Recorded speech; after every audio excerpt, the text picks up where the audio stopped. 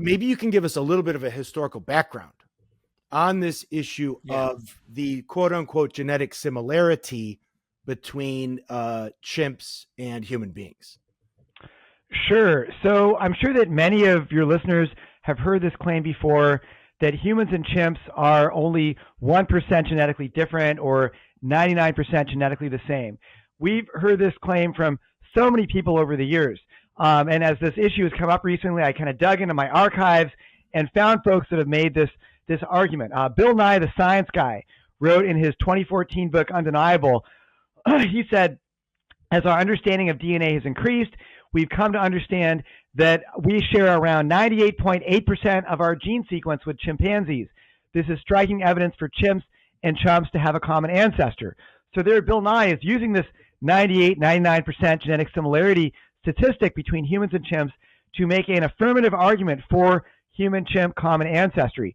Even the Smithsonian Museum of Natural History. I was there a couple years ago. In fact, Tony, you and I were there around the same time. Yeah, we were at a conference together. And then my wife was actually in D.C. recently for a friend's graduation from Georgetown, and she went back and checked that the Smithsonian Museum says right there in big letters, in big photograph, you and chimpanzees, 98.8% genetically similar. And it goes below that to use that as sort of an argument for human-chimp common ancestry. And you can give many other examples of folks, authorities who have cited this statistic. So we've all heard this statistic being quoted, but the question is it true? Well, we've actually known for a long time, Anthony and Lenny, that this is not true, that this statistic is wrong. I think that the first draft of the chimpanzee genome was published back in 2005, and a couple years after that, the journal Science actually had an article that came out that was called The Myth of 1%, where they basically said that this 1% genetic difference between human and chimps is a myth, okay? But the problem was that back then, and also even for many years since then, most of the drafts of the chimpanzee genome that we've had used the human genome as a scaffolding when they built those chimp genome drafts. And that meant that the chimp genome looked more human-like than it actually was. And so until now, we have not really had a complete de novo from scratch version of the chimp genome to be able to make a more scientifically accurate comparison between those two genomes. Okay, so there were these mappings, I guess we call them mappings, that were done 20 years ago, right? In 05, roughly.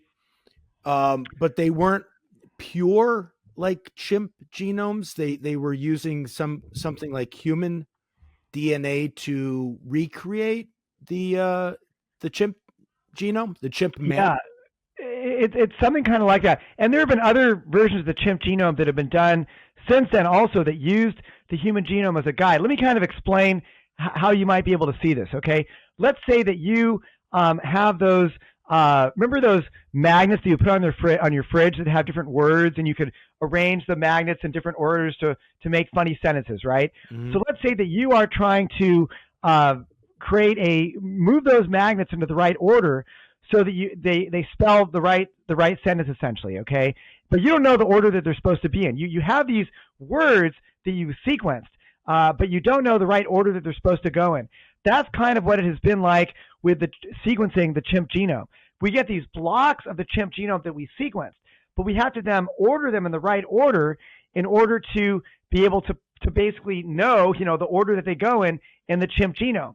And the way that they have determined the right ordering of those blocks of the chimp genome that they sequenced was by using the human genome as a guide or a scaffolding, okay? So what this did is it made these earlier drafts of the chimp genome look more human-like than they actually were. And this was true for many drafts of the chimp genome. I think there was one draft in 2018 that was supposed to be the first time they actually did a complete, not completed, but a de novo or from scratch version of the chimp genome. But even that version of the chimp genome was not a complete sequence of the chimp genome. So what this new Nature paper has done is it has both provided us with a complete sequence of the chimp genome where they've sequenced the full genome from end to end of each chromosome, and they did it from scratch where they didn't use the human genome as a guide that sort of made these genomes look more human-like than they really were. So let me give you a picture. I think that'll help our audience a little bit. I like the magnets where each magnet is a separate word. But imagine the words aren't in English. Say the words are in German, but you speak English. So you have no idea what these words are or what they mean. You just know that they're words. You know they're words. Well, you may know the translation of each specific word, and you want to write the sentence on the refrigerator for your German foreign exchange student. Will you be home tonight for dinner? And so what you would do is you would look for the German word for will, and then you be right, and you would put those in order and say, here you go, here's the German sentence. Well, anyone who speaks German knows that even though you've used the English as the pattern for that sentence, it's going to be incorrect in German, because in German it would be, will you home for dinner be? They would put the verb in a question at the end of the sentence, because that's German grammar.